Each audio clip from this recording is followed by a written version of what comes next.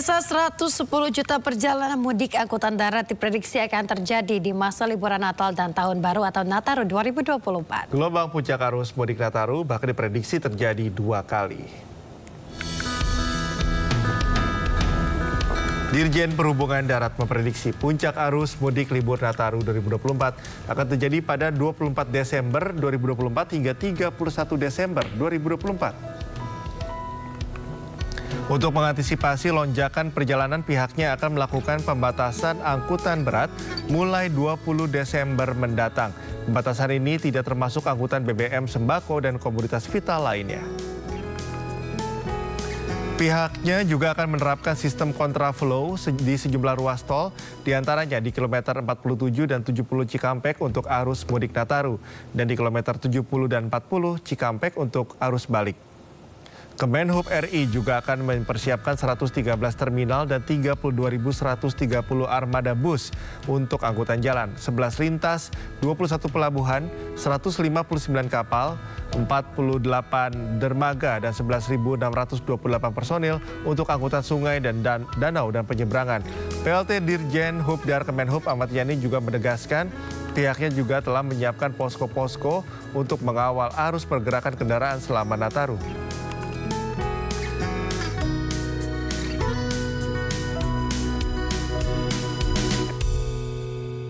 Terima kasih Anda masih bersama kami di Sindo Today. Pemirsa, Opsen Pajak Kendaraan Bermotor atau PKB dan Bea Balik Nama Kendaraan Bermotor atau BBNKB akan naik per 5 Juli 2025 atau 5 Januari 2025. Ya, besaran pokok PKB dan BBNKB yang terutang dihitung dengan cara mengalihkan tarif pajak sebesar 66%.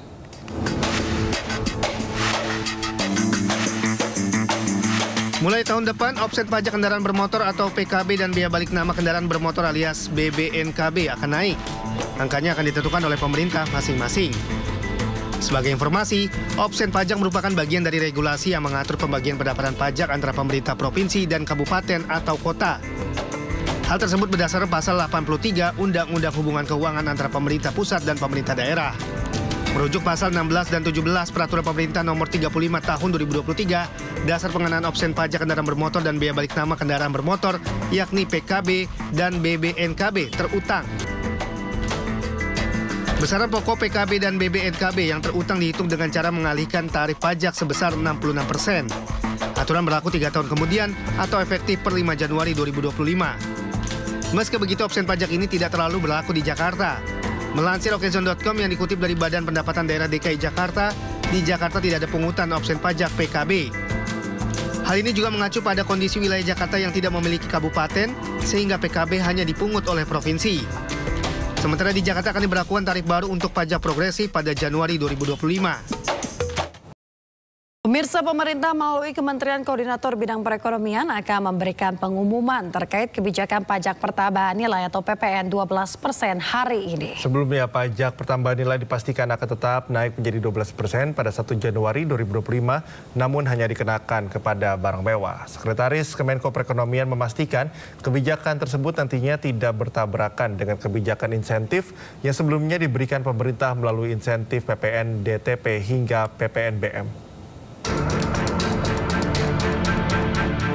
Pemerintah memastikan tetap mengenakan kenaikan PPN 12% tahun depan hanya bagi produk barang mewah. Namun pemerintah dianggap gamang atas keputusan tersebut mengingat sebelumnya pemerintah telah memperpanjang insentif atas barang mewah melalui kebijakan insentif PPN ditanggung pemerintah hingga insentif pajak penjualan barang mewah atau PPNBM. Atas situasi tersebut, Sekretaris Kemenko Perekonomian Susi Wiono Mugiarso menjelaskan bahwa pemberian insentif PPN DTP dan PPNBM bukan ditujukan untuk mengantisipasi kenaikan PPN 12%. Namun lebih kepada untuk menaikkan perekonomian melalui stimulus kepada sektor perumahan hingga otomotif pada kuartal keempat tahun ini hingga tahun depan. Dengan demikian, dua kebijakan berbeda tersebut dilakukan untuk menciptakan dampak berbeda di perekonomian. Artinya pengecualian kan di level PV selama ini kan juga sudah ada. Hanya berarti kan Bapak Presiden minta Menteri Keuangan yang supaya ngatur pengecualian. Pengecualian jadi lebih sempit. Berarti kan revisi PP itu.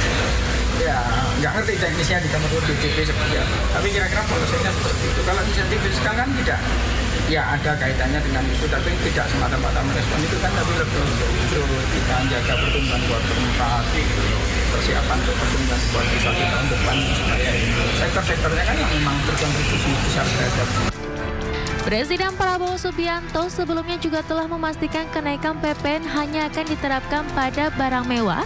Nantinya peraturan teknis pengenaan PPN tersebut akan ditindaklanjuti Menteri Keuangan yang akan menerbitkan aturan teknis.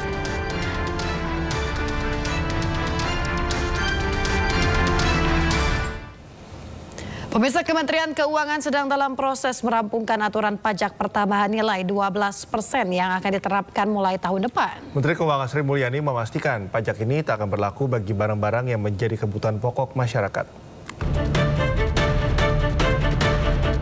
Kementerian Keuangan terus mengkalibrasi kebijakan perpajakan termasuk pengenaan PPN 12% untuk barang mewah. Menteri Keuangan Sri Mulyani Indrawati menjelaskan bahwa pihaknya telah masuk tahap finalisasi untuk implementasi tarif PPN 12%. Namun pemerintah memastikan kebijakan PPN tetap akan mengedepankan asas keadilan, sehingga pengecualian terhadap produk bahan pangan pokok, jasa pendidikan, hingga kesehatan akan tetap diterapkan tahun depan. Sri Mulyani memperkirakan potensi PPN 12% yang tidak dipungut sekitar Rp265,6 triliun, sehingga kebijakan PPN akan tetap mempertimbangkan dampak terhadap daya beli masyarakat, pertumbuhan ekonomi, serta kesehatan APBN. Jasa tenaga kerja, jasa keuangan, jasa asuransi, buku, vaksin polio, rumah sederhana, sangat sederhana, rusunami, listrik, air, itu semuanya PPN-nya adalah 0%. Jadi kalau kita perkirakan tahun depan pembebasan PPN itu akan mencapai Rp265,6 triliun. Kemenkyu memastikan pihaknya terus mendengarkan aspirasi dari seluruh pemangku kepentingan. Namun Kemenkyu juga harus menjaga kesehatan fiskal agar program pembangunan tetap berjalan. Selain itu, nantinya paket kebijakan perpajakan akan diumumkan bersama dengan Kemenko Perekonomian.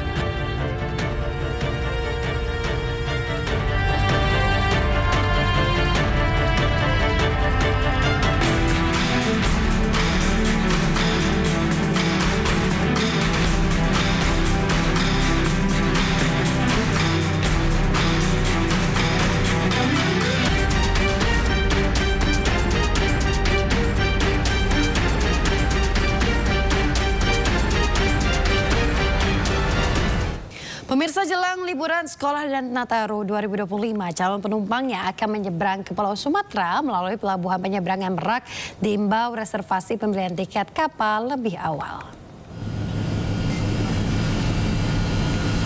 Kepada seluruh calon pengguna yang berencana menyeberang selama periode angkutan Natal dan Tahun Baru untuk mendapatkan tiket sehari sebelum melakukan keberangkatan. Hal ini dilakukan guna mengantisipasi terjadinya antrean penumpang maupun kendaraan.